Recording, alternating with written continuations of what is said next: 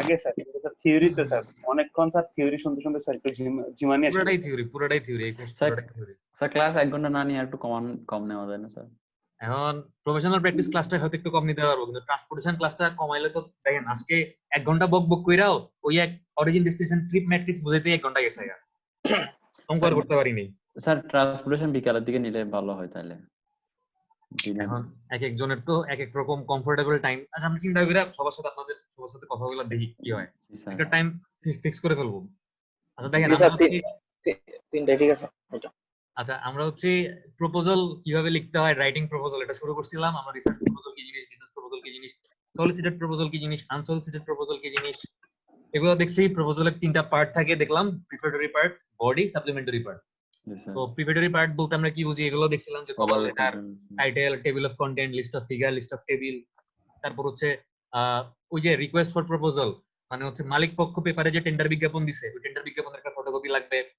তারপর হচ্ছে কি বলছিলাম, তারপর একটু দাঁড়ান, তারপর হচ্ছে রেসপন্স টু প্রপোজাল, মানে হচ্ছে যারা প্রপোজাল সাবমিট করবে ওরা যে মালিক পক্ষের টেন্ডারের কি বলবো সাপেক্ষে একটা কভার লেটার বা একটা অ্যাপ্লিকেশন লিখে পুরো প্রপোজালটা জমা দিবে, ওইটা একটা অ্যাটাচ করতে হবে। তারপর হচ্ছে ডেসক্রিপশন অফ ওনার্স রিকোয়ারমেন্ট, মালিক পক্ষ কি চায় তাদের একটা টেবিল, মানে রিকোয়ারমেন্টের টেবিল থাকে, যে আমার এটা লাগবে, আমার ওইটা লাগবে, আমার হচ্ছে 5টা বেসিন লাগবে, আরেকে বেসিন, আমার 10টা ফ্যান লাগবে, এনার্জি প্যাকের ফ্যান, মানে ফিটিংস কি দিবে বাসাতে, এরকম একটা রিকোয়ারমেন্ট থাকে। তো ওই রিকোয়ারমেন্ট ফিল আপ করে আমরা একটা শিডিউল জমা দিই, যেটা দেখে মালিক পক্ষ আমাদেরকে সিলেক্ট করবে। তারপর হচ্ছে এক্সিকিউটিভ সামারি বা অ্যাবস্ট্রাক্ট থাকবে, পুরা প্রজেক্টের একটা সংক্ষিপ্ত বর্ণনা, যেটা পরে হচ্ছে পুরা প্রজেক্ট সম্পর্কে বা পুরা প্রপোজাল সম্পর্কে একটা আইডিয়া পাওয়া যাবে। দেন হচ্ছে একটা ড্রাফট কন্ট্রাক্ট থাকবে, আমরা এগুলো লাস্ট ক্লাসে সবগুলা বলছি এক এক করে।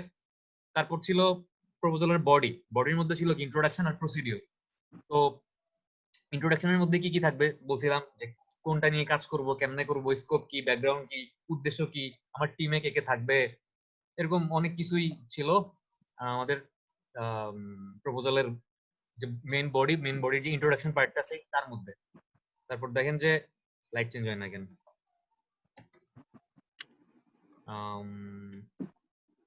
হ্যাঁ কইছিলাম ইন্ট্রোডাকশনে ছিলাম। তারপর হচ্ছে বডির আবার 2টা পার্ট ছিল, একটু মনে আছে যে সরি হ্যাঁ প্রপোজালের বডির কয়টা পার্ট ছিল? 2টা। কি একটা ছিল ইন্ট্রোডাকশন, একটা ছিল কি প্রসিডিউর। ইন্ট্রোডাকশনে তো বললাম যে কি কি থাকবে, স্কোপ থাকবে, প্রবলেম থাকবে, অ্যাবস্ট্রাক্ট থাকবে, না অ্যাবস্ট্রাক্ট থাকবে লাগিস না অ্যাবস্ট্রাক্ট থাকবে না, প্রবলেম থাকবে, নিড থাকবে, স্কোপ থাকবে, ব্যাকগ্রাউন্ড থাকবে, অবজেক্টিভ অফ অর পারপোজ, আর হচ্ছে কি প্রজেক্ট টিম, মানে আমার টিমে কে কে কে আছে এই জিনিসগুলো থাকবে। আর হচ্ছে আপনার এই যে প্রসিডিউর কেমনে কাজটা করব, তার মধ্যে থাকবে কি মেথড, কোন মেথডে কাজ করব, procedure, source, plan of attack, sequence, কোন কাজের পর কোন কাজ করব, ইকুইপমেন্ট কি কি আছে, কি কি সুযোগ সুবিধা আছে, ফ্যাসিলিটি, কি কি প্রোডাক্ট আছে আমার কাছে কাজ করার জন্য, পার্সোনাল কোয়ালিফিকেশন, আমার টিমে যারা যারা আছে ওই মেম্বারদের কার কি কোয়ালিফিকেশন, কে এমএসসি করা, কে পিএইচডি করা, কে বিএসসি করা, কে ডিপ্লোমা ইঞ্জিনিয়ার, এই জিনিসগুলো বলতে হবে। Budget of cost, prices, total bid, মানে হচ্ছে কত টাকার মধ্যে আমি কাজটা করতে পারবো, এই টোটাল একটা বিড করতেছি, মানে আমাকে তুমি 1 কোটি টাকা দিবে, আমি তোমাকে কাজটা করে দিব, আমার অফারটা কত ফাইনালি মালিক পক্ষের প্রতি, এই জিনিসটা অ্যাটাচ করা থাকে লাস্টে এই প্রসিডিউরের মধ্যে গেল। তারপর সাপ্লিমেন্টারি পার্টের মধ্যে কি কি থাকে আমরা দেখছিলাম, যে ম্যাপ, গ্রাফ, কি হলো অটোমেটিক চেঞ্জ হয় কেমনে স্লাইড দেখেন, এই letter of support, letter of endorsement, reference form, table of definition. Letter of endorsement, letter of support আর রেফারেন্স, এগুলো কি ছিল কারো মনে আছে? এই 3টা জিনিস কি ছিল? বলছিলাম যে আমাদের দেশে মোটামুটি আমি যতগুলা, মানে আমি অত কিছু বেশি কিছু দেখি নাই, যতগুলা এরকম প্রপোজাল দেখছি আর কি, তো সবখানেই মোটামুটি এই letter of support, letter of endorsement আর রেফারেন্স এগুলা এক ধরনেরই দেখছি। এবং কি কি দেখছিলাম ওই দিন বলছিলাম, কারো কি মনে আছে? আমি কি ডিসকানেক্ট হয়ে গেছি, কেউ কোনো কথা বলে না কেন? স্যার কোম্পানি থেকে হচ্ছে একটা সাপোর্টিং লেটার দিবে। এটার মানে এটা আসলে ঠিক সাপোর্টিং লেটার না, মানে হচ্ছে আপনারা স্যার কোম্পানি থেকে একটা সাপোর্টিং লেটার দিবে। এটা সাপোর্টিং লেটার ঠিক আছে, বাট জিনিসটা ছিল এরকম যে আপনি একটা জায়গায় কোন একটা কাজ করছেন, একটা 10 তলা বিল্ডিং এর কাজ কমপ্লিট করছেন, ওয়ার্ক কমপ্লিশন সার্টিফিকেট বলে, কি বলে ওয়ার্ক কমপ্লিশন সার্টিফিকেট। আচ্ছা, মানে আপনি যে কাজটা ঠিকমতো শেষ করছেন, কমপ্লিট করছেন, ওই জন্য একটা ওয়ার্ক কমপ্লিশন সার্টিফিকেট দেয়। ওই সার্টিফিকেটটাই হচ্ছে বলতে গেলে এই লেটার অফ এন্ডোর্সমেন্ট বা লেটার অফ সাপোর্ট বা লেটার অফ রেফারেন্স যেটাই বলেন না কেন, এটাই আপনি দেখাইলে আরেক জায়গায় আরেক পক্ষ মানে যারা আপনাকে কাজটা দিতে যাচ্ছে তারা বুঝতে পারবে যে আপনি আরেক জায়গায় ঠিকমতো কাজ করছেন, তার মানে আপনি নতুন জায়গাতে গেলেও ঠিকমতো কাজ করবেন, মানে টাইম মতো কমপ্লিট কাজটা শেষ করবেন আর কি। এই তো এইগুলা ছিল সাপ্লিমেন্টারি পার্টের মধ্যে আমরা দেখছিলাম। আজকে দেখেন এই যে আমরা সম্ভবত এখানে শেষ করছিলাম, এই টাইটেল পেজ কি জিনিস আমরা দেখিনি। আমরা আজকে শুরু করতেছি যে আমাদের প্রিপারেটরি পার্টের মধ্যে একটা প্রপোজালের সবার প্রথমে কি থাকবে, একটা টাইটেল পেজ থাকবে না? জি স্যার। ওইদিন আমরা বলছিলাম যে একটা গল্পের বইয়ের মধ্যে সবার উপরে থাকে একটা কভার, ওই কভারের ভিতরে থাকে একটা সাদা পেজ, ওই সাদা পেজের নিচে থাকে একটা টাইটেল পেজ, ঠিক আছে? হাতের কাছে কারো যদি কোনো গল্পের বই থাকে নিয়ে দেখতে পারেন, একদম সবার উপর একটা মলাট থাকে, তার ভিতরে থাকে একটা সাদা পেজ, তার ভিতরে থাকে একটা ইন্টারনাল কভার পেজ থাকে, ঠিক আছে? তো এখানেই ওই টাইটেল পেজটা গিয়ে বোঝানো হয়েছে। এটার মধ্যে কি থাকবে দেখেন, should include as a minimum, মানে যত কম জিনিস থাকে তত ভালো, বেশি জিনিস দিয়ে হিজিবিজি করার দরকার নাই। টাইটেল মানে আমার প্রপোজালটা কিসের উপরে, ওইটার উপর একটা টাইটেল থাকবে, যেমন to complete the construction of 10 storied building, একদম সংক্ষিপ্ত একটা টাইটেল থাকবে। Name of person or company to whom proposal is submitted to মনে করেন মুস্তাফিজ গার্মেন্টস এন্ড অ্যাসোসিয়েটস, ঠিক আছে? মনে করেন মুস্তাফিজ হচ্ছে একটা গার্মেন্টস এর মালিক, ওর বরাবর হচ্ছে আমি একটা প্রপোজাল দিচ্ছি, তারপর মনে করেন name of person or company submitting the proposal, submitted by Ridwan Bin Alam, আর ডেট হচ্ছে মনে করেন আজকের ডেট দিলাম, যেদিন সাবমিট করতেছি। মানে আপনারা আপনাদের অ্যাসাইনমেন্টের টপ শিট যেমন বানানোর নেয়, টাইটেল থাকবে, কার বরাবর দিচ্ছেন, কে দিচ্ছেন এবং কত তারিখ দিচ্ছেন, এই একদম কম ইনফরমেশনের মধ্যে আমার টাইটেল পেজ কমপ্লিট, ঠিক আছে? ঠিক আছে? জি স্যার।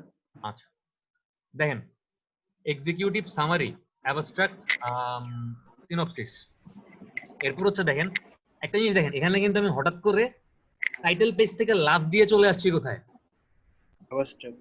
এক্সিকিউটিভ সামারি বা অ্যাবস্ট্রাক্টে চলে আসছে। মাঝখানে কিন্তু আরো জিনিস ছিল, ভাইবেন না, এটা মনে করেন না যে আমাদের টাইটেল পেজের পরে হচ্ছে অ্যাবস্ট্রাক্টটা আসবে। টাইটেল পেজের পরে কি আসবে একটু দেখি, তাহলে আশা করি মানে তালগোল লাগবে না আমাদের।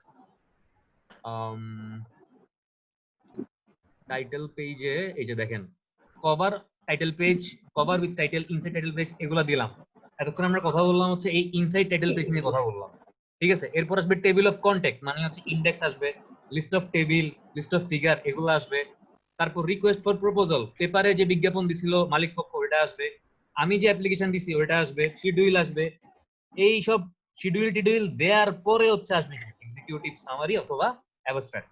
মাঝখানে জিনিসগুলো আমরা বলি নেই, আমরা সরাসরি কভার পেজ বা টাইটেল পেজের পুরো লাভ দিয়ে চলে গেছে কোথায়, অ্যাবস্ট্রাক্টে চলে গেছে, ঠিক আছে? বাট মাঝখানে কিন্তু জিনিসগুলো দিতে হবে। আচ্ছা কইছিলাম এই যে এক্সিকিউটিভ সামারি বা অ্যাবস্ট্রাক্টে ছিলাম। এখন এই অ্যাবস্ট্রাক্ট তো শুধুমাত্র আপনি কোন একটা জায়গায় যখন টেন্ডার সাবমিট করবেন বা প্রপোজাল সাবমিট করবেন, শুধুমাত্র অ্যাবস্ট্রাক্ট কিন্তু ওইখানে না। অ্যাবস্ট্রাক্ট হচ্ছে আপনার যখন থিসিস লিখবেন ওইখানে লাগবে, যদি থিসিস কমপ্লিট করার পর ওটার উপরে কোনো জার্নাল বা পেপার লিখেন ওইখানেও অ্যাবস্ট্রাক্ট লিখতে হবে। তার মানে অ্যাবস্ট্রাক্ট আসলে কি জিনিস একটু বোঝা দরকার আছে। একটু খেয়াল করেন যে অ্যাবস্ট্রাক্ট আসলে কি। অ্যাবস্ট্রাক্ট হচ্ছে most important part of A proposal. একটা প্রপোজাল, একটা পেপার বলেন, একটা রিসার্চ পেপার বলেন, সবকিছুর জন্যই অ্যাবস্ট্রাক্টটা হচ্ছে অনেক গুরুত্বপূর্ণ একটা জিনিস। কেন? কারণ অলরেডি যারা থিসিস শুরু করছেন তারা দেখবেন যে আপনাদেরকে সব টিচারই হয়তো বলছে যে একটা পেপার পড়ার সময় শুরুতে খালি অ্যাবস্ট্রাক্টটা পড়বা। যদি অ্যাবস্ট্রাক্ট পড়ে মনে হয় পেপারটা তোমার দরকার আছে তাহলে বাকি পেপারটা পড়বা, আর যদি অ্যাবস্ট্রাক্ট পড়ে মনে হয় যে পেপারটা তোমার দরকার নাই তাহলে কি পেপার বাদ, ওটা পুরো টাইম নষ্ট করার কোনো দরকার হয় না। তার মানে অ্যাবস্ট্রাক্ট হচ্ছে একটা পেপার বা একটা প্রপোজালের সবচেয়ে ইম্পর্টেন্ট পার্ট। তার মানে এটা কতটা গুরুত্ব সহকারে লেখা উচিত আশা করি সবাই বুঝতেছেন। তারপর দেখেন many evaluators read only executive summary to gain quick overview. তার মানে হচ্ছে যারা হচ্ছে মালিক পক্ষ, অনেক মালিক পক্ষই আছে এরকম, ওদের কাছে তো মনে করেন 10টা 15টা 20টা প্রপোজাল সাবমিট হয়। আপনার আমার মতো 10 জন 20 জন প্রপোজাল দিছে কাজ করার জন্য, ওদের কি এত টাইম আছে যে 10 জন 20 জনের সবগুলো প্রপোজাল 200 পেজ 300 পেজ বা এরকম মনে করেন 100 পেজের প্রপোজাল পুরোটা পড়বে? এত টাইম নেই। তো বেশিরভাগ মালিক পক্ষ যেটা করে স্ক্রুটিনি করে, মানে কোন প্রপোজাল গুলা ভালো ফার্স্ট এটা বুঝে। বুঝার উপায় কি? আমি সবগুলা প্রপোজালের খালি অ্যাবস্ট্রাক্ট গুলা পড়বো, অ্যাবস্ট্রাক্ট গুলা পড়ার পর আমার যেই অ্যাবস্ট্রাক্ট গুলা ভালো লাগবে আমি ওই প্রপোজাল গুলা রেখে বাকিগুলা বাদ দিয়ে দেবো। শর্ট লিস্ট করলাম, আমার 30টা প্রপোজাল জমা পড়ছিল আমার কাছে, ওইখান থেকে আমি বেস্ট 5টা প্রপোজাল সিলেক্ট করলাম, কিসের উপর বেস করে? এই অ্যাবস্ট্রাক্ট করে সিলেক্ট করলাম, ঠিক আছে? আচ্ছা, should speak for the complete proposal, মানে অ্যাবস্ট্রাক্টটা এমন হইতে হবে যেটা পড়ে কোনো একজন মানুষ আপনার পুরো প্রপোজাল সম্পর্কে একটা ধারণা পাইতে পারে। তার মানে অ্যাবস্ট্রাক্ট হচ্ছে আপনার পুরো প্রপোজালের একটা সামারি। সরি সামারি, ঠিক আছে, একটা সারমর্ম বলতে পারেন, ঠিক আছে। আচ্ছা, should be able to stand alone, মানে অ্যাবস্ট্রাক্ট এমন হইতে হবে যেন সে একাই 100, মানে অ্যাবস্ট্রাক্ট কে বুঝাই দেওয়ার জন্য অন্য কোনো কিছুর জন্য সাহায্য দরকার না হয়, ঠিক আছে, মানে একটা অ্যাবস্ট্রাক্ট বললেই যেন সবাই সবকিছু বুঝতে পারে। ওকে, তারপর হচ্ছে Yes, sir. Should summarize what objectives will be made, মানে হচ্ছে আপনি এই প্রপোজাল, মানে আপনি কি কি উদ্দেশ্যে আপনি কাজ করার টাইমে আপনার অবজেক্টিভ কি কি, আপনার উদ্দেশ্য কি কি। যে সাপোজ আপনি একটা বিল্ডার, আপনি হচ্ছে কনস্ট্রাকশনের কাজ করেন, আপনার উদ্দেশ্য হচ্ছে আপনি মুস্তাফিজ গার্মেন্টস এন্ড অ্যাসোসিয়েটস এর 10 তলা বিল্ডিং এর কাজ করবেন, এটা হচ্ছে আপনার অবজেক্টিভ, যে to successfully complete the construction work of 10 story building for Mustafiz garments and associates, এরকম কিছু অবজেক্টিভ থাকবে আপনার। তারপর হচ্ছে should summarize what procedures will be followed, আপনি কোন প্রসিডিউর ফলো করে কাজটা কমপ্লিট করবেন, ওই প্রসিডিউরটাও আপনাকে মেনশন করতে হবে, ঠিক আছে। এখানে প্রসিডিউরও স্যার মেনশন করতে হবে। হ্যাঁ, মানে অ্যাবস্ট্রাক্টের মধ্যে এক লাইনের প্রসিডিউরটা আপনি মেনশন করবেন, এক লাইন বা 2 লাইনের মধ্যে, বেশি বড় বলবেন না। মানে হচ্ছে প্রসিডিউর হচ্ছে আমি প্রপোজালের ক্ষেত্রে বলতেছি প্রসিডিউর, আর আপনারা যখন থিসিসের জন্য বলবেন বা একটা পেপারের জন্য বলবেন তখন বলবেন হচ্ছে মেথোডোলজি, মেথোডোলজি। কোন মেথডে কাজটা হবে, ঠিক আছে। মনে করেন আমি একটা 10 তলা বিল্ডিং করব, আমার হচ্ছে পাইলিং করতে হবে, প্রিকাস্ট পাইলিং করব আমি, বা কাস্টিং সিডও করব, যেটাই করব না কেন, আমি এক লাইনে বলে দিব যে here the foundation will be constructed by casting সিডও বা বাই প্রিকাস্ট পাইলিং, এরকম কিছু একটা বইলা এক লাইনের মধ্যে জাস্ট প্রসিডিউরটা বলতে হবে আমাকে। আমি কিন্তু পুরো ডিটেইলস প্রসিডিউর সম্পর্কে বলতেছি না, অবশ্যই জাস্ট কি এক লাইন বা 2 লাইন সামারি করে বলতেছি, বোঝা গেছে। জি স্যার। আচ্ছা, অ্যাবস্ট্রাক্ট গেল, তারপর দেখেন ড্রাফট কন্ট্রাক্ট।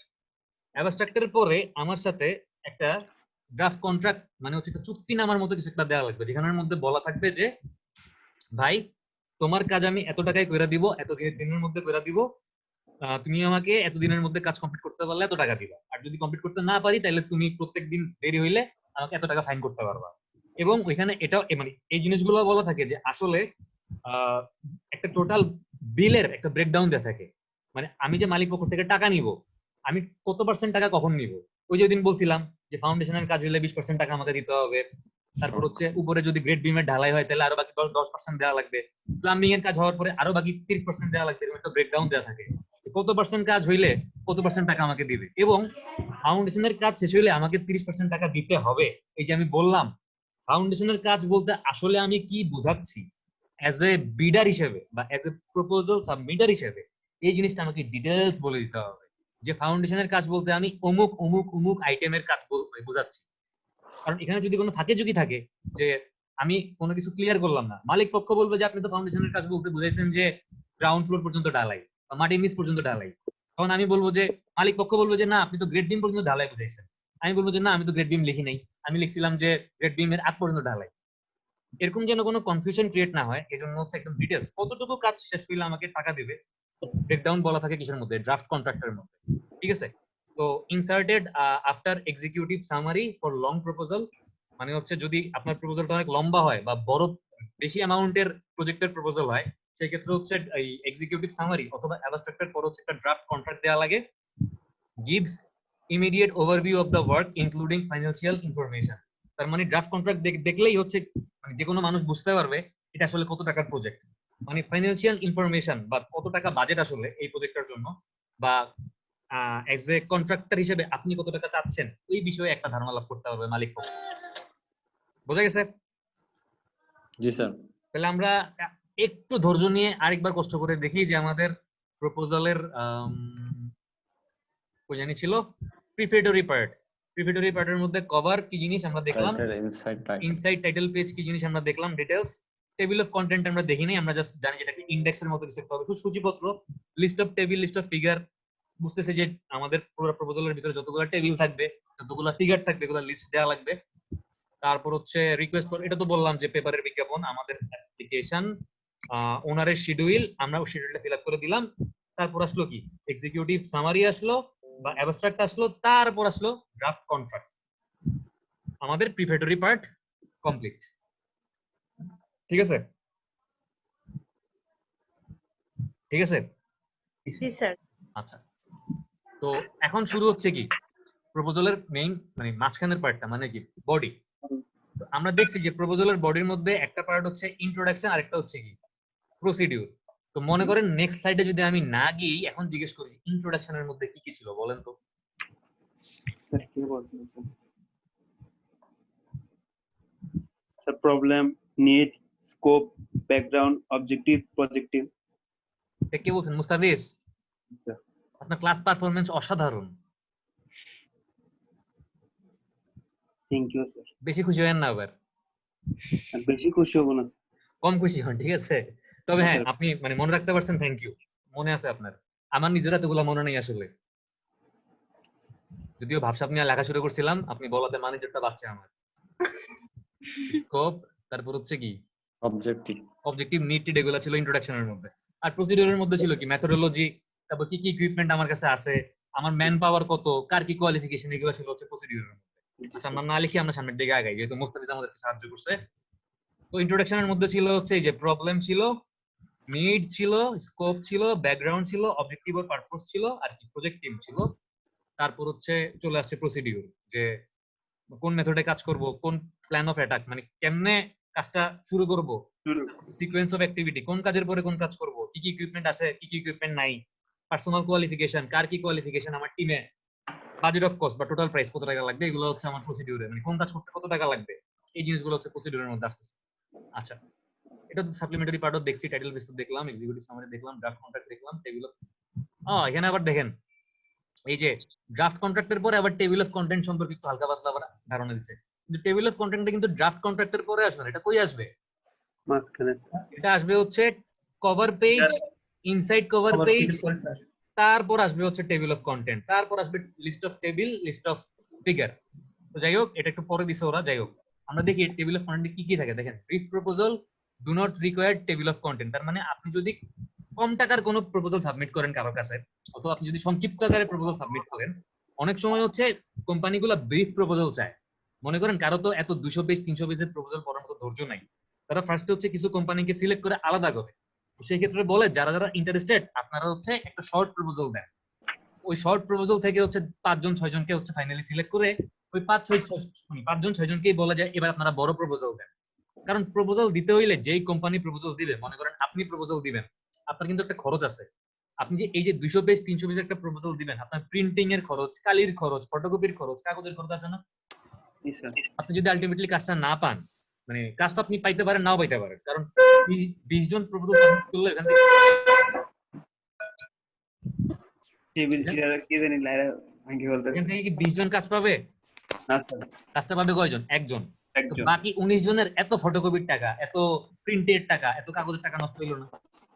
ওই জন্য হচ্ছে অনেক কোম্পানি যেটা করে, একটা ব্রিফ প্রপোজাল চায় 5-6 পেজ বা 10-15 পেজের, যেটা দেখে হচ্ছে তারা মানে শর্টলিস্ট করতে পারে ভালো কোম্পানি বা ভালো কনস্ট্রাকশন কোম্পানি কারা আছে, শর্টলিস্ট করে। ঠিক আছে? তো যদি এরকম শর্ট প্রপোজাল বা ব্রিফ প্রপোজাল দিতে হয়, ওইখানে টেবিল অফ কন্টেন্ট বা সূচিপত্র দেওয়ার কোনো দরকার নাই। ঠিক আছে? Long proposal require table of content as well as list of table, list of figures, list of illustration. মানে যদি আপনি একটা বড় প্রপোজাল বা ডিটেইলস প্রপোজাল দেন, সেই ক্ষেত্রে হচ্ছে আপনার অবশ্যই list of table, list of figure, list of illustration.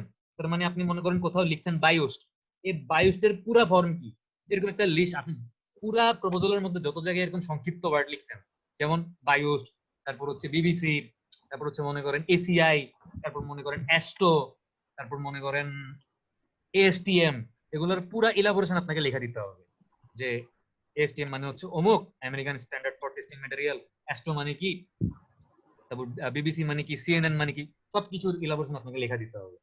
ঠিক আছে? এটা হচ্ছে লিস্ট অফ ইলাস্ট্রেশনস। বোঝা গেছে? আপনি কি বিরক্ত হইতেছেন? না স্যার। এখন তো খিদা লাগার, সবাই কি রাত্রেবেলা ভাত খেয়ে ক্লাস করতে বসছেন? না স্যার, তাহলে তো খিদা লাগার মানে ঘুম আসার কথা না এখন। দেখেন, আমরা ইন্ট্রোডাকশনের মধ্যে দেখলাম হচ্ছে কি, কোন পার্টটা দেখলাম ইন্ট্রোডাকশনের মধ্যে? Body introduction. আমরা হচ্ছে টেবিল অফ কন্টেন্ট দেখছি, আমরা এখন ইন্ট্রোডাকশনে ঢুকি নেই, আমরা এখন হচ্ছে কি মেইন বডির মধ্যে যাচ্ছি। এতক্ষণ আমরা ছিলাম কই? আমরা এতক্ষণ প্রিপারেটরি পার্টের মধ্যে ছিলাম। এখন হচ্ছে একটা প্রপোজালের দুইটা মানে মাঝখানের পার্টটা হচ্ছে কি বডি, আর বডির মধ্যে দুইটা পার্ট থাকে। কি কি থাকে? ইন্ট্রোডাকশন থাকে, আর কি থাকে? পারপোজ বা প্রসিডিউর থাকে। সরল শক্তি দিন দিন কমে যাচ্ছে। দেখেন, ইন্ট্রোডাকশনের মধ্যে প্রথমে কি ছিল, প্রবলেম বা পারপোজ ছিল না? জি স্যার।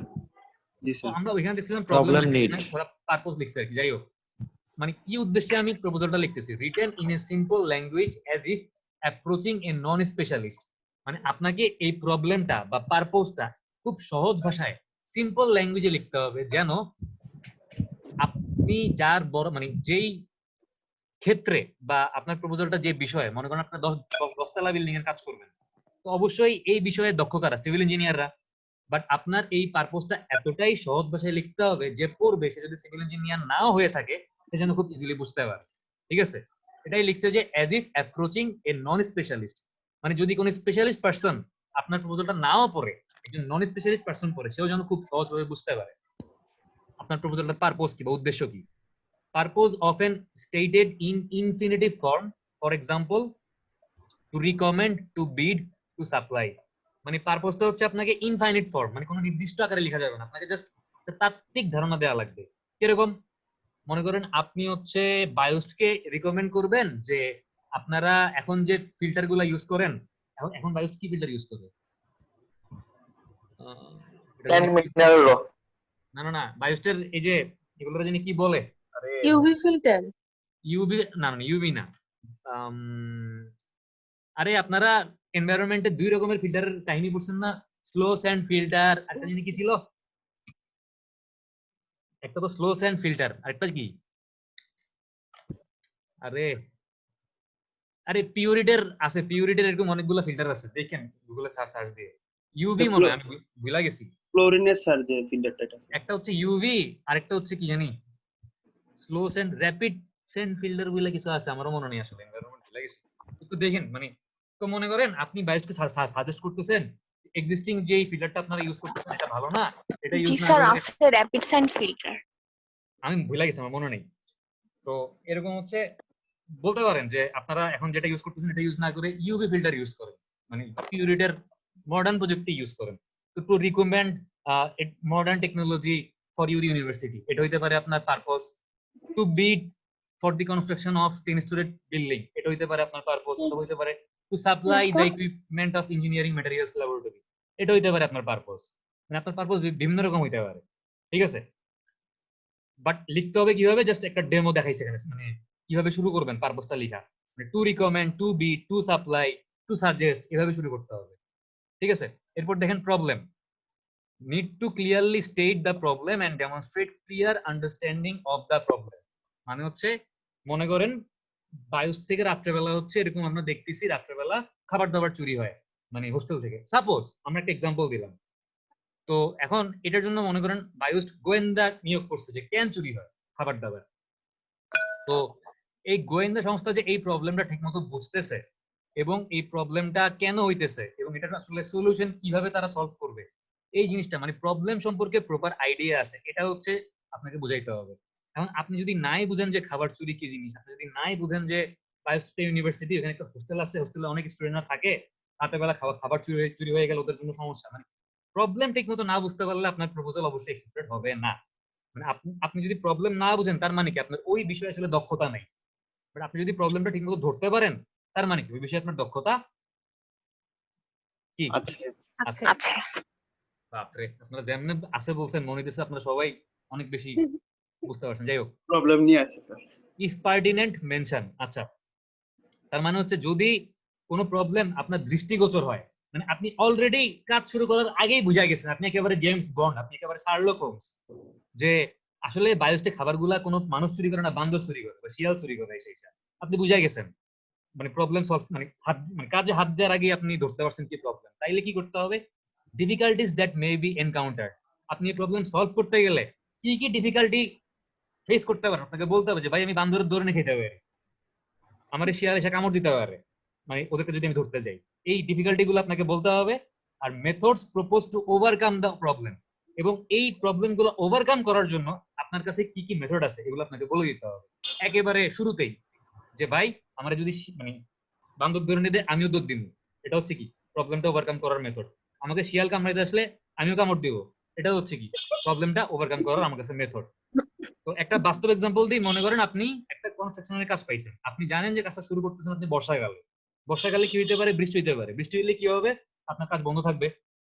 তার মানে এই যে আপনি কনস্ট্রাকশনের কাজটা করতে গেলে একটা ডিফিকাল্টিস ফেস করবেন বর্ষাকালে, আপনাকে আগে ভাগেই বলে দিতে হবে যে ভাই তুমি আমার কাজটা দিতেছো, কিন্তু মনে রাখো যেহেতু বর্ষাকালে কাজ শুরু হচ্ছে, বৃষ্টি হতে পারে এবং বৃষ্টি হলে কিন্তু কাজ বন্ধ থাকবে, এবং তোমার কিন্তু বিল্ডিং 6 মাসের জায়গায় 1 বছর লাগবে তোমার বিল্ডিং দাঁড়াইতে। ঠিক আছে, আপনি বলে দিলেন। আচ্ছা, এখন মনে করেন যে বৃষ্টি থামেন না, বৃষ্টি চলতেছে তো চলতেছে, বৃষ্টি হচ্ছে তো হচ্ছে, বর্ষাকাল যাচ্ছে না, সেই ক্ষেত্রে হচ্ছে আপনি কিভাবে কাজ কন্টিনিউ করবেন, বা আপনি যতটুকু কাজ করছিলেন অতটুকু কাজ দেখা গেল যে বৃষ্টির পানিতে ধুয়ে যাচ্ছে, বা বৃষ্টির পানিতে হচ্ছে সিমেন্ট সেট হওয়ার আগে ধুয়ে যাচ্ছে, মানে আপনি আপনার যতটুকু কনস্ট্রাকশনের কাজ কমপ্লিট হয়েছে এইটাকে আপনি কিভাবে প্রোটেক্ট করবেন? এটা তো একটা প্রবলেম, তাই না? আপনি বলতে পারেন যে আমি পলিথিন বিছাই দিব, বা আমি এরকম শীট দিয়ে কভার করে রাখবো, বা আমি তেরপল বিছাই দিব, যেন আপনার যতটুকু বিল্ডিং হয়েছে ততটুকু নষ্ট না হয়। অবশ্য বৃষ্টি হলে ভালো কিউরিং হবে, অটোমেটিক, কষ্ট করে পানি দেওয়া লাগবে না। মনে করেন আপনার মানে সাইটে হচ্ছে বালি আছে, তো বালি ভিজে গেলে নষ্ট হয়ে যাবে না যদি রেগুলার বৃষ্টির পানিতে ভিজে? জি স্যার। আপনি আপনার ম্যাটেরিয়াল কিভাবে প্রোটেক্ট করবেন? তো বলতে পারেন যেরকম আমি পলিথিন বা টার্পল বা অন্য কিছু আইনা এগুলাকে কভার আপ করে রাখবো, বা কোনো একটা শেড বানায় শেডের মধ্যে রাখবো যেন সিমেন্ট বালি এগুলো না ভিজে বর্ষাকালে। তো কি প্রবলেম হইতে পারে এবং প্রবলেমের সলিউশন কিভাবে আপনি করতে পারেন এই জিনিসগুলো সম্পর্কেও আপনার আইডিয়া দেয়া লাগবে। ঠিক আছে, আমরা বুঝলাম তাহলে প্রবলেম কি। আচ্ছা, এবার হচ্ছে scope.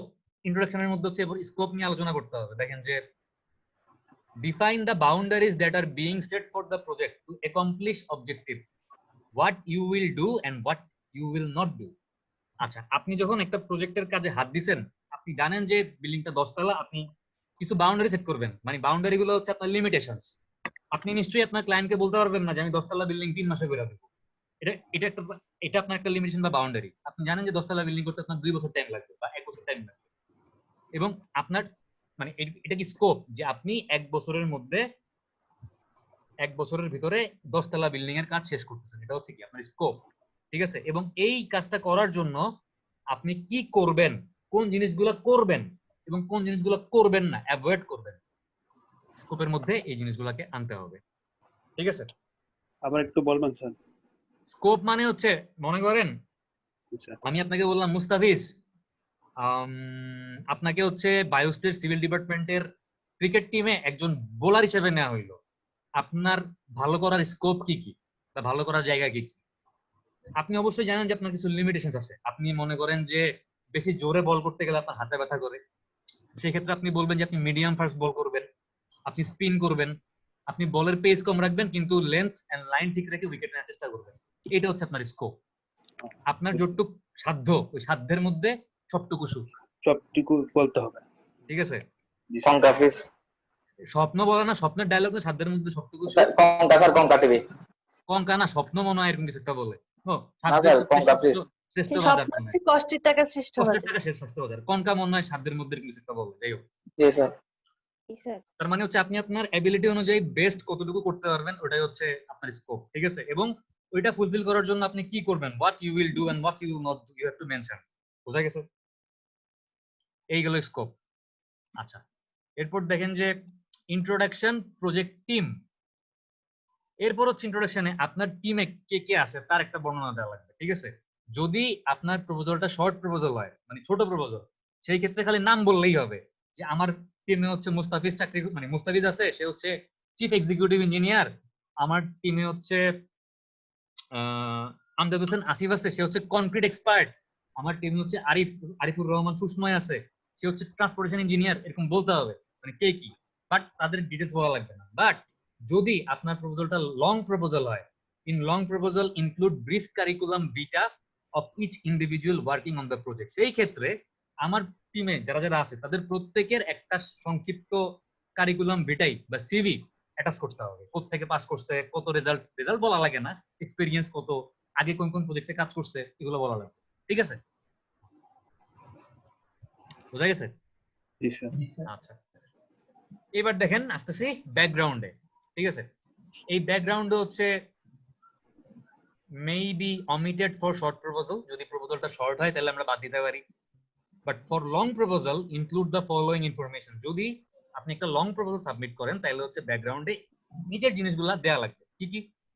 Previous work completed on identical or related project, মানে হচ্ছে আপনার কোম্পানি আগে সিমিলার কি কি কাজ কমপ্লিট করছে, এটা হইতে পারে মনে করেন বায়োস্ট এনভায়রনমেন্টাল ল্যাবের জন্য ইকুইপমেন্ট কিনছে বিসমিল্লাহ সায়েন্টিফিক থেকে।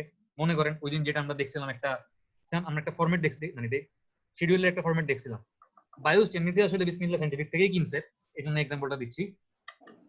তো বিসমিল্লাহ সায়েন্টিফিক বায়োস্টের আগে কোন কোন ইউনিভার্সিটিতে এনভায়রনমেন্টাল ল্যাবের ইকুইপমেন্ট সাপ্লাই দিছে, ওইটা হচ্ছে কি previous work completed on identical অথবা সিমিলার অথবা রিলেটেড প্রজেক্ট। আর যদি কনস্ট্রাকশনের কাজ হয় তাহলে মনে করেন বায়োস 10 তলা বিল্ডিং করবে, তো আপনি আপনার কোম্পানির পক্ষ থেকে আগে কোন কোন জায়গায় 10 তলা বিল্ডিং এর কাজ করছেন, একাডেমিক বিল্ডিং, তার একটা লিস্ট বা সামারি দেওয়া লাগবে। ঠিক আছে, ক্লিয়ার? আচ্ছা, literature review on the subject and its evaluation, মানে হচ্ছে আপনি এই কাজটা কেমনে করবেন, কাজটা করতে গেলে আপনার কি কি প্রসিডিউর ফলো করতে হবে, আগে কাজটা কে কেমনে করছে, আপনি আগে কোন কোন জায়গায় কাজটা করছেন, কিভাবে করছেন, কি কি প্রবলেম ফেস করছেন, সব কিছুর একটা রচনা লিখতে হবে। এটা হচ্ছে লিটারেচার রিভিউ। ঠিক আছে, statement showing how proposal will build on, statement showing how proposal will build on, এটার মানে কি? এটার মানে হচ্ছে statement showing how proposal will build on মানে হচ্ছে সম্ভবত আগে সিমিলার প্রজেক্টে যাদেরকে প্রপোজাল দেওয়া হয়েছিল ওই প্রপোজাল গুলা কিভাবে তৈরি করা হয়েছিল, ওই প্রপোজাল গুলার স্যাম্পল দিতে হবে। যদি সিমিলার প্রজেক্টে আগে কাউকে আমরা প্রপোজাল দিয়ে থাকি, হ্যাঁ, এই যে already completed project and research, এখানে একটা যে আসছে ভুলে এটা হবে এইচ হবে, এটা রিসার্চ বানানটা এখানে ভুল আছে।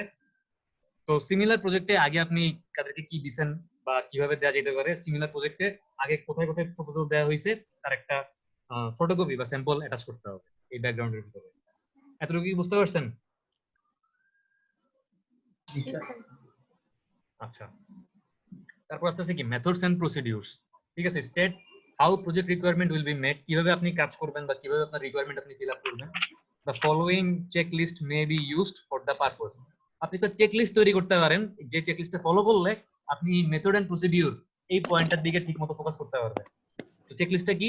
B realistic as to what you can accomplish, avoid overextending your capabilities and those of your company, মানে হচ্ছে আপনাকে বাস্তবিক হইতে হবে আপনি কিভাবে কাজটা করবেন এবং আসলে আপনি করতে পারবেন।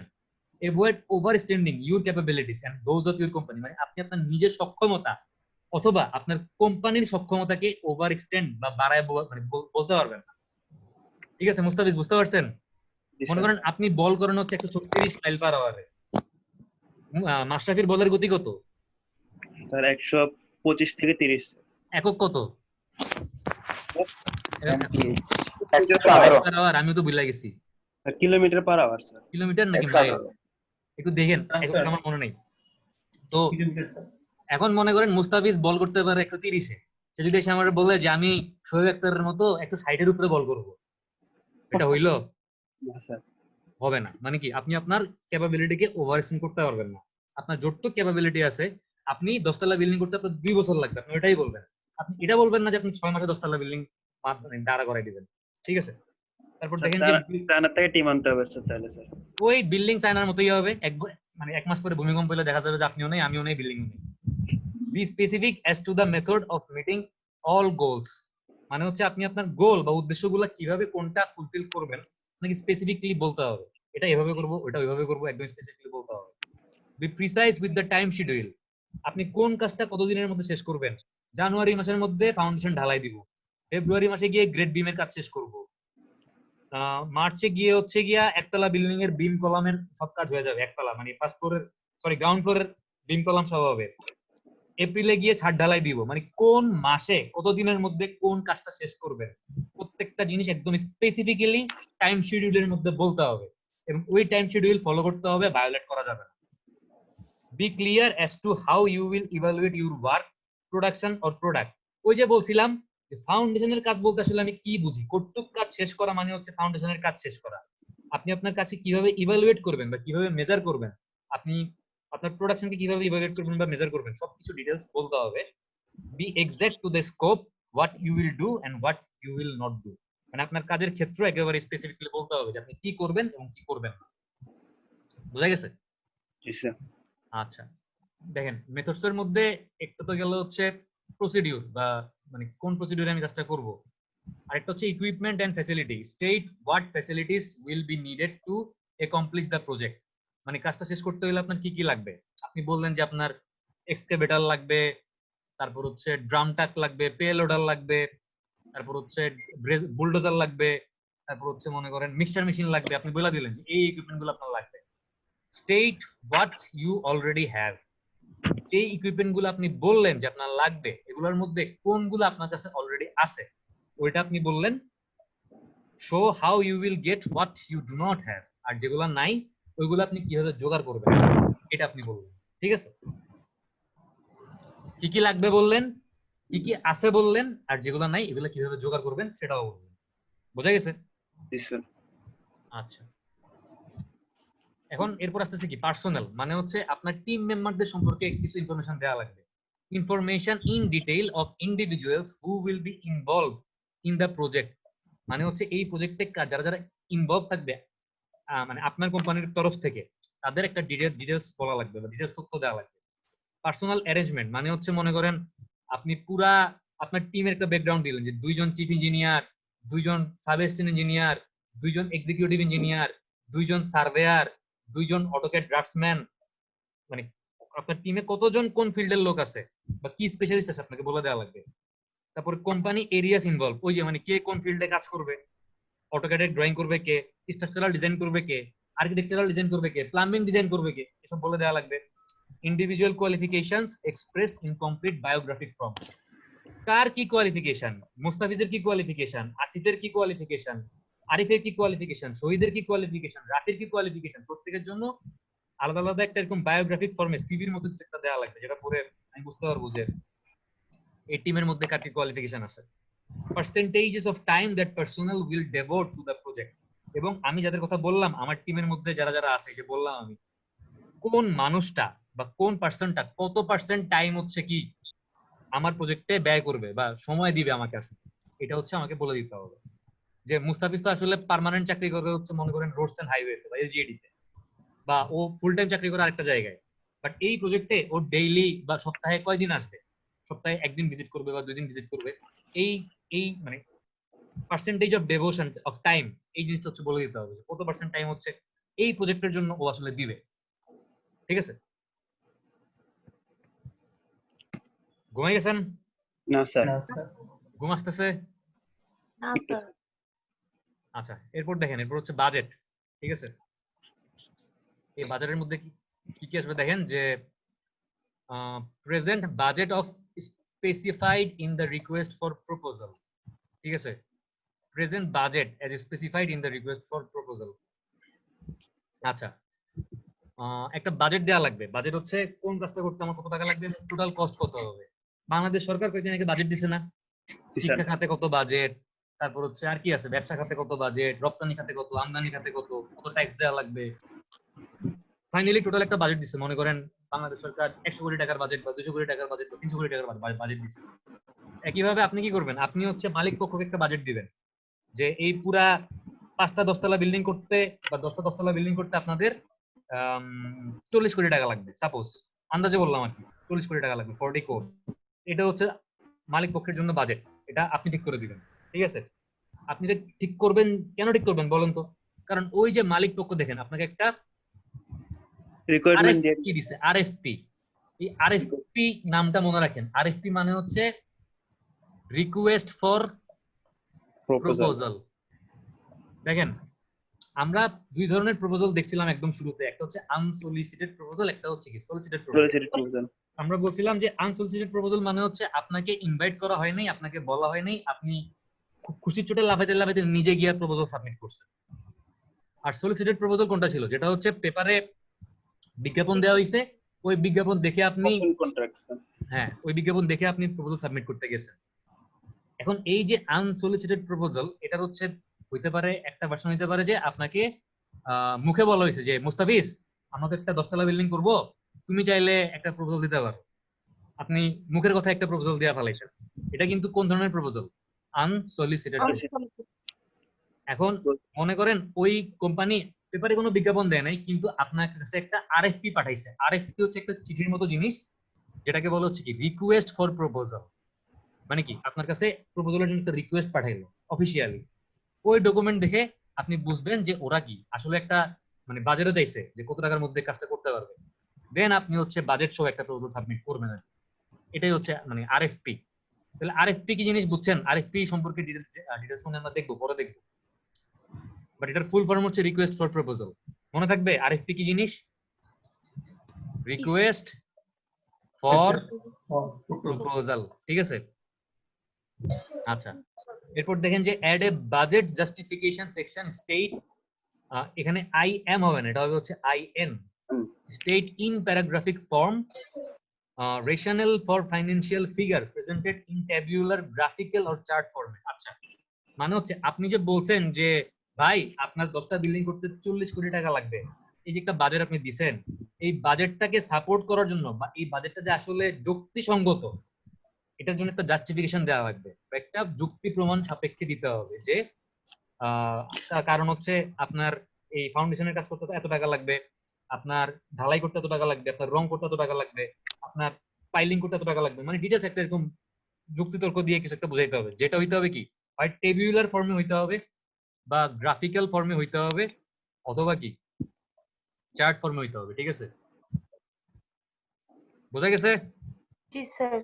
আচ্ছা, এরপর দেখেন আমাদের আমরা আসি কই, আমরা আসি হচ্ছে ইন্ট্রোডাকশনের, আমাদের গেছে হচ্ছে সরি বডির মধ্যে আমাদের ইন্ট্রোডাকশন পার্টটা গেছে, আমরা হচ্ছে এখন মেথোডোলজি বা প্রসিডিউর নিয়ে কথা বলতেছি, তাই না? আচ্ছা, স্লাইড আগে না কেন? আচ্ছা দেখেন, এরপর হচ্ছে এই মেথডের মধ্যে হচ্ছে আসবে অ্যাপেন্ডিসেস। অ্যাপেন্ডিস মানে কি জানেন?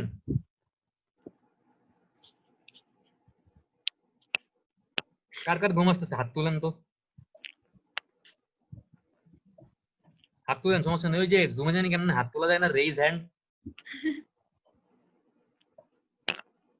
অ্যাপেন্ডিস মানে কি বলেন? সংযুক্তি। সংযুক্তি, ঠিক আছে? মানে হচ্ছে আপনি একটা মনে করেন মেইন প্রপোজাল লিখছেন, ঠিক আছে? এখন মেইন প্রপোজালের মধ্যে আপনি বলছেন যে আমরা বায়ুস থেকে সিভিল ডিপার্টমেন্ট থেকে পিকনিকে যাব সেন্ট মার্টিনে, তো সেন্ট মার্টিন যাইতে আমাদের পিকনিক করতে পুরো 4241 কে নিয়ে যেতে আমাদের লাগবে হচ্ছে এত টাকা, সাপোজ লাগবে 75,000 টাকা লাগবে, আমি ধরবো, ঠিক আছে? এখন মনে করেন মেইন প্রপোজালের মধ্যে এই 75,000 টাকা কেমনে লাগবে এটা যদি ভাঙা ভাঙা দেখাতে যান, প্রপোজালটা অনেক বড় হয়ে যায়। আপনি কি করবেন, ব্র্যাকেটে বইলা দিবেন যে details breakdown is given in appendix A, মানে হচ্ছে পরে একটা সংযুক্তি বা একটা অ্যাটাচমেন্ট দেয়া আছে যেখানে হচ্ছে কি শুধুমাত্র এই 75,000 টাকার ডিটেইলস ব্রেকডাউনটা দেয়া আছে, যে আমার ব্রেকফাস্ট কত, ডিনার কত, লাঞ্চ কত, হোটেল ভাড়া কত, এটা হচ্ছে কি অ্যাপেন্ডিক্সে যাবে, ঠিক আছে? আচ্ছা, তো অ্যাপেন্ডিক্সের মধ্যে কি আসতে পারে? গ্রাফ আসতে পারে, টেবিল আসতে পারে, লেটার অফ সাপোর্ট অথবা এন্ডোর্সমেন্ট, ওই যে ওয়ার্ক কমপ্লিশন সার্টিফিকেট দিছিল আমাকে, বা আমি যে ভালো কাজ করি, বা আমি যে 2 নাম্বার না, একটা সাপোর্টিং লেটার দিছিল, ওইগুলো আসতে পারে। আর লেটার অফ রেফারেন্স একই কথা, মানে সে সাক্ষী দিচ্ছে যে আমি আসলে 2 নাম্বার না, আমি আসলে ঠিকমতো কাজ করি, বা আমার কোম্পানি রিনাউন্ড কোম্পানি, এরকম কিছু আসতে পারে লিস্ট অফ রেফারেন্সের মধ্যে অ্যাপেন্ডিক্সে, ঠিক আছে? আচ্ছা, এখন দেখেন যে মেথডস অ্যাপেন্ডিক্সের মধ্যে আর কি কি বলছে দেখেন যে some reviewers of proposals leave reading of appendices to the last if they read them at all, মানে হচ্ছে এই প্রপোজালগুলো যারা পড়বে তারা অনেক সময় পুরো প্রপোজাল পড়ার পরে একেবারে লাস্টে গিয়ে এই অ্যাপেন্ডিক্সগুলো পড়ে, এবং যদি আসলে তাদের পড়তে ইচ্ছা করে তাইলে পড়ে, নাইলে কি করে, নাইলে পড়ে না, বাদ দিয়ে দেয়, ঠিক আছে? তারপর হচ্ছে additional bulk may present to the reader additional reading and could produce a negative reaction। মনে করেন আপনি অ্যাপেন্ডিক্স দিয়ে পুরো ভরাই ফেলছেন, আপনার কোম্পানির মনে করেন ওয়ার্ক এক্সপেরিয়েন্স 20 বছর, এই 20 বছরে আপনার কোম্পানি কয়টা কাজ করছে কনস্ট্রাকশনের, আপনি সব দিয়া দিচ্ছেন। মনে করেন আপনি একটা বাথরুম বানাইছিলেন, ওইটাও দিয়া দিচ্ছেন, আপনি একটা রান্নাঘর বানাইছিলেন, ওইটাও দিয়া দিচ্ছেন, এত কিছু কি দেওয়ার দরকার আছে? না স্যার। বায়ুস আপনাদের দায়িত্ব দিবে হচ্ছে 10 তলা বিল্ডিং করার জন্য, তাহলে আপনি মাল্টি স্টোরেড বিল্ডিং আগে কই কই সাকসেসফুলি বানাইছেন ওইগুলো দিলেই তো হয়। আপনার তো বাথরুম বানানোর এক্সপেরিয়েন্স, গার্ড রুম বানানোর এক্সপেরিয়েন্স, কিচেন বানানোর এক্সপেরিয়েন্স, এরকম ছোট কাজগুলোর এক্সপেরিয়েন্স বলার আসলে দরকার নেই। কারণ আপনি যদি 10 তলা বিল্ডিং বানাইতে পারেন, আপনি 1 তলা বিল্ডিং এমনি বানাইতে পারবেন। আপনার আজাইরা ডকুমেন্ট বা আজাইরা অ্যাপেন্ডিক্স কাজ করার কোনো দরকার নাই, কারণ বেশি অ্যাপেন্ডিক্স দিলে যে পড়বে সে হয়তো বিরক্ত হইতে পারে, তাই না? জি স্যার। যেমন আমার কথা শুনতে আপনারা এখন বিরক্ত হচ্ছেন না? হইতেছেন মনে হচ্ছে, সবার এনার্জি লেভেল খুবই কম। When in doubt whether in inclusion of a document is necessary or not in the appendix, leave it out. মানে হচ্ছে যদি আপনার কনফিউশন ক্রিয়েট হয় যে আমি কি আসলে অ্যাপেন্ডিক্সের মধ্যে এই জিনিসটা অ্যাটাচ করব নাকি করব না, সেই ক্ষেত্রে অ্যাটাচ না করাটাই ভালো, বাদ দিয়ে দিবেন। ঠিক আছে? জি স্যার, অনেক সময় তো অনেক কিছু আবার ভালো জিনিসও মিশে যেতে পারে স্যার কনফিউশনের কারণে। আচ্ছা দেখেন এই যে আসলো রিকোয়েস্ট ফর প্রপোজাল, আরএফপি। একটু আগে আমরা এই আরএফপি কি জিনিস দেখছি না? Yes, sir. Government, company, agency or individual may send an RFP to outside vendors who they feel are qualified to complete a given project. মানে এটা হচ্ছে ওয়ান কাইন্ড অফ আনসলিসিটেড প্রপোজালের মতো, যে গভর্নমেন্ট বা কোনো পার্টিকুলার কোম্পানি, মনে করেন bias হতে পারে বা কোনো এজেন্সি হতে পারে, যারা মনে করে যে মুস্তাফিজের কোম্পানি, ইমতাজের কোম্পানি, আরিফের কোম্পানি, এই কোম্পানিগুলো হচ্ছে কি আমার কাজটা করে দেওয়ার জন্য কোয়ালিফাইড, সেই ক্ষেত্রে আমি কোনো পেপারে বিজ্ঞাপন দিব না, আমি ওপেন টেন্ডারিং মেথডে না গিয়ে আমি ক্লোজ টেন্ডারিং মেথডে যাব, এবং সেই মেথডে যাওয়ার জন্য আমি আরিফ, মুস্তাফিজ এবং আসিফের কোম্পানির কাছে একটা করে রিকোয়েস্ট ফর প্রপোজাল বা আরএফপি পাঠাবো। ঠিক আছে? আচ্ছা, an RFP may contain the following information. কি থাকতে পারে আরএফপি এর মধ্যে? দেখেন, express clearly as to the product or service which you desire bids, মানে হচ্ছে আমি যেই সার্ভিস, মানে মনে করেন 10 তলা বিল্ডিং, 20 তলা বিল্ডিং, অথবা যে প্রোডাক্ট, মনে করেন ম্যাটেরিয়ালস লেভেল ইকুইপমেন্ট বা এনভায়রনমেন্টাল লেভেল ইকুইপমেন্ট, আমি যেই জিনিসগুলোর জন্য চাচ্ছি যে বিড হোক, ওই জিনিসগুলো একেবারে স্পেসিফিক্যালি এক্সপ্রেস করতে হবে বা বলতে হবে। Give name, address, phone number of person to hmm the proposal should be sent, মানে হচ্ছে এই যারা বিডার বা যারা হচ্ছে কন্ট্রাক্টর বা যারা হচ্ছে সাপ্লায়ার, ওরা আসলে প্রপোজালটা কার বরাবর সাবমিট করবে? বায়োস্টের, এটা কি বায়োস্টের ভিসি স্যার বরাবর সাবমিট করবে, নাকি রেজিস্ট্রার স্যার বরাবর সাবমিট করবে, নাকি ট্রেজারার স্যার বরাবর সাবমিট করবে, নাকি হচ্ছে প্রজেক্ট ইঞ্জিনিয়ার বরাবর সাবমিট করবে, নাকি সিভিল ডিপার্টমেন্ট বরাবর সাবমিট করবে? একদম স্পেসিফিকলি বলে দিতে হবে, এবং অ্যাড্রেস, ফোন নাম্বার, কার সাথে যোগাযোগ করবে তার ফোন নাম্বার, এগুলো হচ্ছে ডিটেইলস বলে দিতে হবে আরএফপির মধ্যে। ঠিক আছে? তারপর দেখেন, be precise as to what bidders must include, বিডাররা বা সাপ্লায়াররা তাদের আরএফপির মধ্যে কি কি ইনক্লুড করবে এবং কি কি বাদ দিবে, মানে বাদ দিবে না, আসলে কি কি ইনক্লুড করবে, ওই জিনিসগুলো একেবারে স্পেসিফিক্যালি বলে দিতে হবে। মানে হচ্ছে আমার ওই যে বলছিলাম যে 5টা ফ্যান লাগবে এনার্জি প্যাকের, 10টা বেসিন লাগবে আরেকের, মানে কি কি লাগবে একদম স্পেসিফিক্যালি বলে দিতে হবে। ঠিক আছে? তো দেখেন যে this makes initial screening easier for locating qualified candidates, মানে হচ্ছে তাইলে হচ্ছে আপনি শুধুমাত্র আপনার যে জিনিসগুলো দরকার ওইগুলোর দিকে ফোকাস করি আপনি হচ্ছে স্ক্রিনিং করতে পারবেন বা বাছাই করতে পারবেন কারা কারা আসলে কোয়ালিফাইড ক্যান্ডিডেট। কারণ আপনার যা দরকার তাই যদি করতে না পারে, তাই যদি সাপ্লাই দিতে না পারে, তাহলে তো ওই ক্যান্ডিডেটটাকে নেওয়ার আসলে কোনো মানে হয় না। আপনি ইনিশিয়ালি দেখেই বাদ দিতে পারবেন যদি আপনি বলে দেন যে আপনি আসলে কি কি চাচ্ছেন। Indicate the time by which the proposal should arrive, মানে একটা ডেডলাইন বলে দিবেন যে 15 জানুয়ারি মধ্যে আমার প্রপোজাল আসতে হবে এবং টাইম হচ্ছে বিকাল 5টার মধ্যে জমা দিতে হবে। একটা টাইম বলে দিবেন যে কবের মধ্যে প্রপোজাল জমা দেওয়া লাগবে। এবং এই সকল তথ্য উপাত্তগুলো কই থাকবে বলেন? কই থাকবে? আরএফপি তে। হ্যাঁ, আরএফপি তে থাকবে। আচ্ছা, আমাদের আর মনে হয় বেশি না, একটা সাইড বাকি আছে এই রাইটিং প্রপোজালে। ঠিক আছে? chronology of procedure for solicited major proposal, মানে হচ্ছে একটা সলিসিটেড প্রপোজাল বা একটা মেজর প্রজেক্ট বা বড় টাকা, মানে অনেক বেশি টাকার একটা প্রজেক্ট কেমনে হইতে পারে, বা একটা বড় মানে হিউজ অ্যামাউন্টের প্রজেক্টে প্রপোজাল সাবমিট করার জন্য স্টেপগুলা, মানে কোন ধাপের পরে কোন ধাপ হবে, এটা এখানে বলা আছে। দেখেন যে soliciting company publicly announces a project in professional publication, newspaper or writes to companies asking if they are interested in bidding on the project. একটা জিনিস ভুল বলছি, এই যে মনে করেন আমি যদি পার্সোনালি কারো কাছে আরএফপি বা রিকোয়েস্ট ফর প্রপোজাল পাঠাই, মনে করেন আমি পেপারে বিজ্ঞাপন দিলাম না, আমি পার্সোনালি মুস্তাফিজের কাছে অথবা আরিফের কাছে অথবা আসিফের কাছে হচ্ছে কি পাঠাইলাম, একটা আরএফপি বা রিকোয়েস্ট ফর প্রপোজাল পাঠাইলাম, তাইলেও কিন্তু আমার ওই প্রপোজালটা হচ্ছে কি হিসেবে কাউন্ট হবে? সলিসিটেড প্রপোজাল হিসেবে কাউন্ট হবে। ঠিক আছে? ওইটা কিন্তু আনসলিসিটেড প্রপোজাল হচ্ছে না। তাহলে আনসলিসিটেড প্রপোজাল কোনগুলা? যেগুলোতে বলে করেন আমি কোনো ডকুমেন্ট দিয়ে ইনভাইট করিনি, আমি পেপারেও ডকুমেন্ট দিই নাই, আমি পার্সোনালি আরএফপিও পাঠাইনি, মানে কিছু না বলাতেই লাফাইতে লাফাইতে আমার কাছে চলে আসছে, বা আমি ইনভাইট করি নাই বাট আমার কাছে আসছে প্রপোজাল নিয়ে, এই ধরনের প্রপোজাল গুলোকে বলা হচ্ছে কি? Unsolicited proposal. বোঝা গেছে? দেখেন যে আপনারা কার কার আমারে মানে কি বলবো মাইট দিতে মন যাচ্ছে বলেন। আজকে কি একটু বেশি পড়াচ্ছি? না স্যার। এটা কি জরা বলতেছেন না? না স্যার কি ও জরা কি নাই, জরা মনে ক্লাস করতেছেন কি ক্লাস করতেছে জানি না, দাঁড়ান দেখি। নাই স্যার, খানার ছবি নাই স্যার। খানার ছবি নাই, মুরগির রোস্টের ছবি দেখতেছি না। এর মনে হয় বাসা কি লকডাউনে পড়ছে বোধহয়, জানি না। যাই হোক স্যার আমারটা পড়ছে স্যার। আপনি কি ওয়াইফাই দিয়ে ক্লাস করেন না? জি স্যার। তাহলে তো আপনার সমস্যা নাই, আপনি ক্লাস করতে পারবেন। স্যার হ্যাঁ বলেন। আমার তো স্যার এভাবে ক্লাস করতে ভালো লাগে না।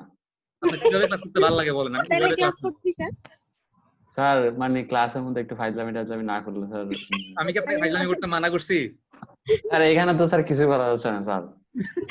তাহলে একটা আপনার জন্য একটা অপশন আছে। জি স্যার। আমরা তো টোটাল 12 জন, আপনার স্টুডেন্ট 11 জন, আমি একজন 12 জন। আমাদের 11 জনের ভিডিও অফ থাকবে, আপনি একলা ভিডিও অন করে ক্লাস করবেন। না স্যার এভাবে কেন হবে স্যার?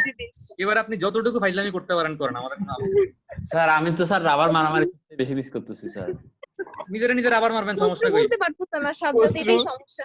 তারও খসরুদের মিস করতে। না আপনার স্যার এটা তো যদি মনে স্যার আমি তো চায়, এখানে স্যার এখানে তো আমি 12 জনকে দেখবো শুধু, কিন্তু ভার্সিটিতে তো খোঁজটোকে দেখবেন না। না কোর্স না স্যার, সবাই আচ্ছা, কাউকে আপনাদেরকে একটা দেখবো। গল্প বলি। আজকে মনে হয় ক্লাস মানে যতটুকু হয়েছে একটা গল্প বলে শেষ করে দিই। গল্পটা হচ্ছে আমরা যখন সেন্ট মার্টিন গেছিলাম তখন তো হচ্ছে ফার্স্ট এই ওয়ার্ডটা হচ্ছে আমরা প্রমুখে শুনছিলাম। তো মনে আছে যে আমরা ছেড়ে দ্বীপ গেছিলাম ইয়াতে কইরা একটা বোটে কইরা। ঠিক স্যার। জি জি স্যার। স্যার। ওইখানে গিয়া ও যখন খুচরো গুলা চিল্লাচ্ছিল, ও তো ফাইজলামি করতেছিল আপনাদের সাথে। আমি মনে করছি ও মনে ওর হারায় যাওয়া ছোটবেলার কোনো বন্ধুরে আরেক নৌকায় দেখা চিল্লাইতেছে।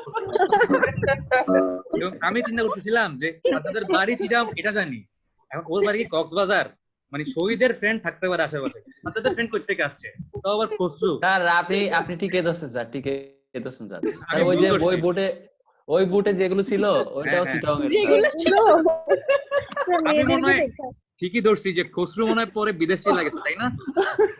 না স্যার। টিচার স্যার আপনার চিন্তা ভাবনা যা সবগুলোই রং, আপনি ধরতে পারেন নাই। আচ্ছা তাইলে ভালো, সমস্যা নেই। স্যার আমি জুমের ছবি দিতে পারি না কেন স্যার? বুঝি নাই। জুমের স্যার আমার জুমের বিক্রি হয় না স্যার। স্যার আসিফ স্যার মুখের মধ্যে মনে হয় খাই স্যার, আপনি কি মুখে কি কথা বলে। আচ্ছা আপনারা এখন আর ঝগড়া করেন না, আমাদের ক্লাসটা হঠাৎ করে বেজে গেছে, আমরা আবার শুরু করি। স্যার বলতেছি স্যার জুমের পিক দিতে পারি না। যদি আপনি ছবি দিতে পারতেছেন না, দিতে হবে না। আপনি হচ্ছে যাকে জরাকে জিজ্ঞেস করেন অথবা মেয়েদের ঘরে জিজ্ঞেস করেন, ওরা কয়েকদিন পর ওদের ছবি চেঞ্জ করবে, তো ওরা ভালো বলতে পারবে। ও মাই গড, ও মাই গড। আচ্ছা ও ছবি দিতে পারে না, হ্যাঁ, ছবি দিতেই পারতেছে না। ও ছবি দিতে পারে না, নাম দিতে পারে না, 2 দিন পর আরো অনেক আগে থেকেই ছবি দিতে পারে না। আচ্ছা ছবি কেমনে দিতে হয় আমি আপনাদের বলে দিব, সমস্যা নেই। আপনি সেটিংস এ গিয়ে দেয়া যায়। আচ্ছা আমরা কইছিলাম স্যার আরো বাকি রয়েছে স্যার। আরো তো মনে হয় 1 2। স্যার আজকে মোলফারি দিতে হবে আচ্ছা স্যার। আজকে থাক, আজকে আর পড়াবো না, থাক। জি স্যার। বলতেইছে বাপরে, মাথা আমার নিজেরই মাথা ব্যাড। স্যার এই ক্লাসটা একটু ইউটিউবে দিয়ে দিলে ভালো হতো। হ্যাঁ এগুলা দিয়ে দিব, ইউটিউবে ভিডিওগুলো আছে। হ্যাঁ তো হচ্ছে স্যার এই ক্লাসে প্রফেশনালের তো কোনোটাই দেন নাই। আমি একটু বলি, সেটা এগুলো না দেওয়ার কারণ আছে। এই ক্লাসে আমি অনেক বেশি এক্সাম্পল দিতে গিয়ে মানে এমন সব কথাবার্তা বলি, এগুলা নিয়ে যদি মানে ফাইজলামি শুরু হয় মনে হয় না ফাইজলামি থামবে, এই ভয়ে ভিডিওগুলো দেই না। তো যেটা করতে পারি, ইউটিউবে ভিডিওগুলো দিয়ে শুধুমাত্র আপনাদের ইমেল অ্যাড্রেসে আমি ভিডিওগুলো শেয়ার করব, আপনারা দেখতে পারবেন, আপনারা লিংক অন্য কাউকে দিলে তারা দেখতে পারবেন, এটা আমি করতে পারি। বুঝা গেছে? আচ্ছা স্যার ঠিক আছে। আমি হচ্ছে ভিডিওগুলো প্রাইভেসি দিয়ে শুধুমাত্র আপনারা দেখতে পারবেন, আর কেউ দেখতে পারবেন, এটা করে দিব তাই। কারণ নাইলে মনে করেন এই ভিডিও যেমন আজকে হচ্ছে এই ট্রান্সপোর্টেশন পড়ানোর সময় যে বলছিলাম যে ভাত খায় ঘুমাইলে হচ্ছে মানে ভাত খাইলে হচ্ছে পেটের মধ্যে হচ্ছে অ্যালকোহল প্রোডিউস হয়। স্যার আপনি ফেমাস হয়ে যাবেন তো স্যার। এতটুকু যদি শুনে তাহলে বলবো যে আমি ক্লাস হচ্ছে কেমন মদ বানাই তো এটা পড়াইতেছি। এই জন্য আজকে হচ্ছে ওই ভিডিওর ওই পোর্শনটুকু ফার্স্টে কাইটা বাদ দিব, তারপর ভিডিওটা আপলোড করব। স্যার ইউটিউবে দিলে তো আপনি ফেমাস হয়ে যাবেন স্যার। না আমার ফেমাস হওয়ার দরকার নেই, আপনি ফেমাস হন। হ্যাঁ আপনারা চাইলে সাবস্ক্রাইব করতে পারেন। 1 মিলিয়ন কি 10 লাখ সাবস্ক্রাইবার হইলে মনে হয় একটা ইউটিউব সিলভার বাটন দেয় মনে হয়। স্যার 10 লাখ না স্যার, 1 লক্ষ স্যার শুধু। না 1 মিলিয়ন। 1 মিলিয়ন 10 লক্ষ সিলভার বাটন দেয় একটা। তো 10 মিলিয়ন সাবস্ক্রাইবার আমার দরকার নাই, আমার 10-15 জন সাবস্ক্রাইবার হইলেই চলবে। আপনারা খাই ক্লাস করেন, মানে ক্লাসগুলো দেখেন তাইলেই হবে। জি স্যার। তবে ইয়া চাইলে কি জানি বলে সাদা চাইলে ইউটিউবার হয়ে যাইতে পারেন। বাহ স্যার, আরে বাপ রে, আমার আবার থ্যাংক ইউ। ও আরেকটা বিষয় নিয়ে আপনাদের সাথে একটু কথা বলবো, সেটা হচ্ছে আপনারা, আমি মানে রোল কল করতে করতে বলি বিষয়টা, সেটা হচ্ছে আপনারা অনেকেই এই যে ট্রান্সপোর্টেশন অ্যাসাইনমেন্ট জমা দিচ্ছেন, খুব সুন্দর কিছু ইমেল লিখছেন, ঠিক আছে, একটু প্রফেশনাল হওয়ার ট্রাই করছেন, ব্যাপারটা ভালো, মানে কারণ চাকরি করতে গেলে এরকম ইমেল লিখতে হবে, প্রচুর ইমেল লিখতে হবে, ঠিক আছে। তো কথা হচ্ছে একটু একটু মানে ছোটখাটো কিছু ভুল আছে, ভুলগুলো আমি যদি ধরাই দেই, আমি কিন্তু মানে পার্সন টু পার্সন বলবো না, আমি ইন জেনারেল বলবো যে কে কি ভুল করছেন, ইন জেনারেল সবাই শুনেন। এখানে হচ্ছে অনেকে হচ্ছে আপনারা রিগার্ডস লেখা নিজের নাম লিখেন নাই, ঠিক আছে, যে রিগার্ডস অমুক, তো রিগার্ডস আপনি কেন লিখতেছেন, ইমেলটা যে আপনি করছেন এটা বোঝানোর জন্য লিখতেছেন। আপনি যদি আপনার নামই না লিখেন তাহলে রিগার্ডস লেখা মানে জায়গাটা ফাঁকা রাখার কোনো মানে হয়? আপনি যখন একটা ইমেল লিখে রিগার্ডস বা ইউর সিনসিয়ারলি লিখতেছেন, আপনি অবশ্যই আপনার নাম লিখে সাইন করতে হবে এবং আপনার ডেজিগনেশন, আপনি যে স্টুডেন্ট, আপনার আইডি, এগুলো বলে দিতে হবে। আপনি যখন চাকরি করবেন আপনার পজিশন, আপনার কোম্পানির নাম, এগুলো বলে দিতে হবে। একটা প্রবলেম বললাম, বুঝছেন? এই ভুলটা কে করছেন, সে কি মানে বুঝতে পারছেন? জাস্ট রিগার্ডস লিখছেন কিন্তু এরপর নিজের নাম লিখেন নাই। তো আমি তো কিছু লিখেই নাই, কিছু লিখেন নাই, তাদেরকে কিছু বলতেছি না। আরিফুর রহমান সুষমা করছে মনে হয়। হ্যাঁ, এটা আরিফুর রহমান সুষময় করছে। আমি স্যার দিস ইজ স্যার, আপনি রিগার্ডস লেখা আপনার নামই লিখেন নাই। আচ্ছা, এটা কিন্তু আমি হাসাহাসি করার জন্য বা কাউকে ছোট করতে বলতেছি না, ঠিক আছে, না, আপনারা স্যার। কিন্তু পার্সোনালি নিয়েন না। জাস্ট হচ্ছে পাস করার পরে চাকরি করতে গেলে এই ইমেল লিখতে হবে আপনাদেরকে, এই জন্য বলতেছি। এবং আমি ধরা খাইছিলাম ইমেল লিখতে গিয়ে। ধরাটা কোন জায়গায় খাইছিলাম? ধরাটা 22টাই খাইছিলাম। কোন জায়গায় খাইছিলাম বলি, সেটা হচ্ছে আপনারা জানেন যে ইমেল লিখে লাস্টে কি লিখতে হয়, যে কাইন্ড রিগার্ডস বা রিগার্ডস লিখতে হয়, তাই না? আপনারা এটা জানেন, বাট আমিও এরকম রিগার্ডস বা কাইন্ড রিগার্ডস লিখছিলাম, একটা ইমেল করছিলাম ভিসি স্যারকে। তো ভিসি স্যার হচ্ছে এটা ভুল ধরছিল, বা মানে এটা হচ্ছে আগের ভিসি স্যার, এবং উনি আমাকে শিখাইছিল যে কাইন্ড রিগার্ডস বা রিগার্ডস আপনি হচ্ছে আপনার সম কোয়ালিফিকেশনের কাউকে যখন লিখবেন, তখন আপনি লিখবেন রিগার্ডস বা কাইন্ড রিগার্ডস। আপনি যদি আপনার চাইতে একটু ছোট বয়সে বা আপনার কোয়ালিফিকেশন থেকে মনে করেন আপনি এমএসসি কমপ্লিট করা, আপনি বিএসসি কমপ্লিট করে কাউকে পাঠাচ্ছেন, সেই ক্ষেত্রে আপনি রিগার্ডস বা কাইন্ড রিগার্ডস লিখতে পারেন। যেমন ভিসি স্যার আমাকে ইমেল করার সময় রিগার্ডস বা কাইন্ড রিগার্ডস লিখতে পারে, বাট আমি যখন ভিসি স্যারকে ইমেল করব, আমাকে কাইন্ড রিগার্ডস বা রিগার্ডস লেখা যাবে না, আমাকে কি লিখতে হবে, ইয়োর সিনসিয়ারলি অথবা শুধু সিনসিয়ারলি, ঠিক আছে। বাংলায় হচ্ছে কি, আপনার একান্ত অনুগত। বুঝা গেছে? এটা গেল সেকেন্ড প্রবলেম।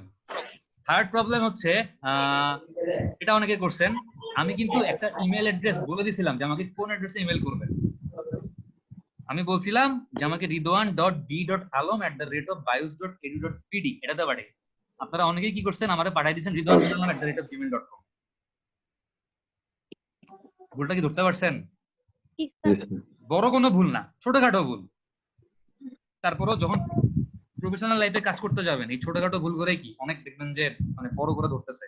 এই জন্য মনে করেন ঝাড়ি মানে বসের ঝাড়ি খাচ্ছেন। এই যে রিগার্স লেখার জন্য কিন্তু আমি একটা সেই ঝাড়ি গেছিলাম ভিসি স্যারের। তো ইনশাল্লাহ আপনারা এরকম ঝাড়ি খাবেন না। আপনারা এখন থেকেই যেহেতু চেষ্টা করতেছেন প্রফেশনালি ইমেল লিখার, আপনাদের অবশ্যই প্র্যাকটিস হচ্ছে, আপনারা শিখতেছেন। ইনশাল্লাহ প্র্যাকটিস করতে থাকেন, ভালো কিছুই হবে। Roll number 1, yes sir. 2, yes sir. 3, yes sir, 6, yes sir, বাপরে 9। প্রত্যেকে জানি আসছে। নদী আছে? জি স্যার। আচ্ছা, এটা তো ধরা কন্ট্রোল। আরে ইয়েস স্যার, আচ্ছা, তারপর হচ্ছে roll number 11, yes sir, 12, yes sir, 15, 9, 16, yes sir. আর রোল নাম্বার 20। Yes sir. আচ্ছা আচ্ছা, লুবনা, আপনি মনে হয় ইয়াদেরকে বলছিলেন যে আপনার ক্লাস ক্লাসে প্রবলেম ছিল। তো স্যার। প্রবলেম ছিল বুঝতে পারছি, বাট অ্যাটেন্ডেন্সটা দিতে পারি নাই, ঠিক আছে। তো স্যার, চেষ্টা করেন করার। স্যার বিকালে স্যার আমি ক্লাসে ছিলাম, কিন্তু আমি কিছু শুনতে পাই নাই, মানে আমার নেট প্রবলেম ছিল। আপনাকে অ্যাটেন্ডেন্স দেওয়া হয়েছে। আর শহীদকে হচ্ছে, শহীদ আছেন এখন? জি স্যার আছে। আপনাকে কিন্তু বিকালে P/2 দিছিলাম, আপনি কই গেছিলেন? আপনি কোন একটা স্যার দুপুরে তো আমি পুরা ছিলাম স্যার। কিন্তু মানে অ্যাটেন্ডেন্স দেওয়ার সময় আপনি ছিলেন না। আচ্ছা ধরে নিলাম আপনি পুরোপুরি ছিলেন, আমি আপনাকে মানে p/2 না ওটাকে p বানাই দিব, ঠিক আছে? সবাই লিস্ট মানে নেটে প্রবলেম থাকলেও জয়েন কইরেন, মাঝখানে যদি ডিসকানেক্ট হয়ে যায় বা কারেন্ট চলে যায়, বললাম তো যেগুলো সবই কনসিডার করা হবে, টেনশন করার কোনো কারণ নেই, খালি রেগুলার ক্লাস কইরেন। ওকে, খোদা হাফেজ, ভালো থাকেন সবাই। আসসালামু আলাইকুম। আসসালামু আলাইকুম। আসসালামু আলাইকুম।